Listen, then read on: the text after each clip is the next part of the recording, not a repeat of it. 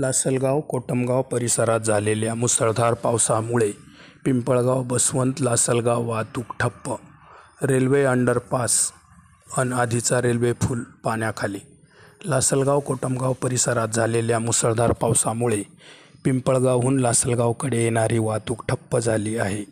रेल्वेने आधीच्या रस्त्यावरील पुलाला पर्यायी रस्ता म्हणून अंडर रेल्वे बायपास पूल केला आहे, पण या पुलात पाणी भरल्याने रस्ता वाहतुकीस बंद केला आहे. तर जुन्या पुलाच्या आजूबाजूनेही पूर्ण रस्ता पाण्यात गेल्याने रस्ता वाहतुकीस बंद करण्यात आला आहे.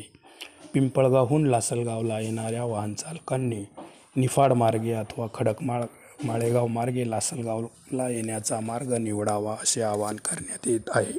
या जोरदार झालेल्या पावसामुळे लासलगावसह परिसरात अनेक पिकांचे मोठ्या प्रमाणात नुकसानही झाले आहे.